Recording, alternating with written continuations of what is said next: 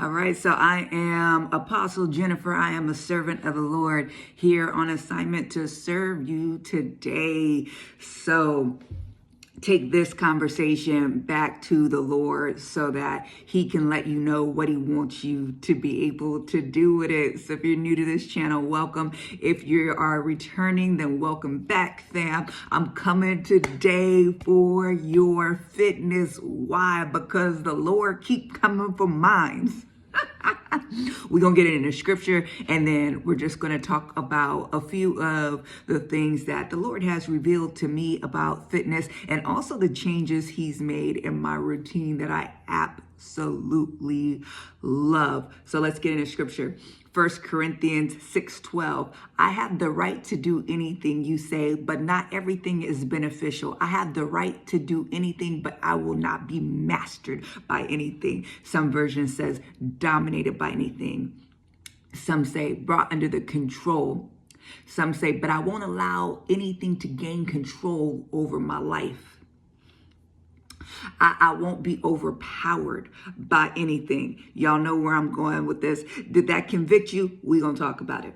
1 Timothy 4:8, for physical training is of some value. I ain't coming for all of it now, but godliness, spiritual training is of value in everything and in every way, since it holds promise for the present life and for the life to come. 1 Timothy 4:5, for everything God created is good and nothing is to be rejected if it is received with thanksgiving. Ecclesiastes 9:7, go eat your food with gladness and drink your wine with a joyful heart, for God has already approved what you do. And last but not least, John 4:34, when Jesus says, my food, come on, my food, said Jesus, is to do the will of him who sent me and to finish his work. So understand, even your fitness needs to be submitted to the Lord. There is nothing too hard for God. God is the greatest physical trainer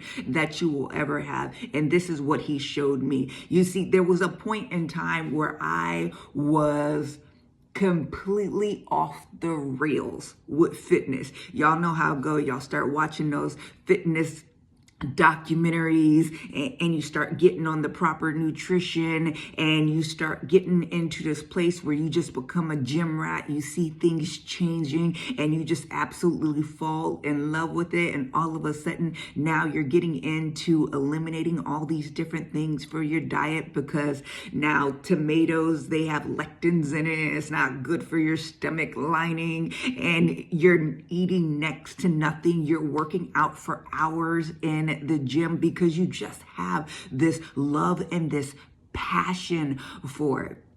But I want you to understand, you can get to the point, which I did, to where you have the facade of fitness, you have this facade of health, but your body is breaking down. It is struggling to try to recover because of the constant strain and stress that you are putting on your bodies. You can even get to this point where you could have so many other people that are worshiping you, right? Anybody that's conquered the realm of health and fitness, they understand that when it comes down to people admiring you, asking you questions, and really seeking your help and your guidance in that area, but to a point where it's unhealthy. It's past the point of admiration. It's worship. You could find yourself evangelizing health and fitness and coming from this standpoint that health and fitness saved you, not Jesus. See, the danger in that is being totally consumed and preoccupied with the worldly way of approaching health and fitness, that you also begin to worship yourself. That it leads to vanity. It leads to self-worship. It leads to you thinking that you have arrived and you've got the answer for everybody. And it's not Jesus anymore. It's fitness. See, the Lord had to deal with me on this stuff. Y'all know how it be when you be so far into fitness and you leave that gym, you are cooked. You don't have anything left for the rest of your day because you're cooked. You're walking around and, at nighttime after,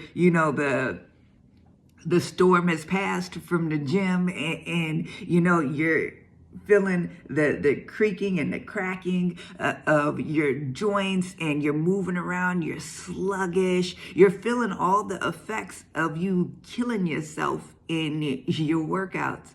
Some people, as they're eating next to nothing, your body just doesn't have the chance to recover, and it's constantly struggling to try to recover. You could have this time in which you actually don't feel like you're prepared to deal with life, and you think it's something wrong with you, but actually it's because your adrenals are cooked. It's because you are coming off of caffeine. It's because your hormones are a mess because of all of these supplements that you are taking, because you don't have any energy because you spent it in the gym. This makes you less capable to be able to deal with life and its demands in your families, in your relationships, in your jobs. It's not just you as far as your perspective on life, but it is your ability to deal with life because you spent all of what is required to be able to meet the demand of it in the gym. So we've got to change the way how we work out. I have talked to so many people that I have seen myself in, and they light up when it comes to fitness. But when it comes down to Jesus, how does it fare? When you are spending hours and hours in the gym, I used to spend 2 hours in a gym and then get frustrated when I would have to leave and go to work because I didn't get everything that I wanted to get done.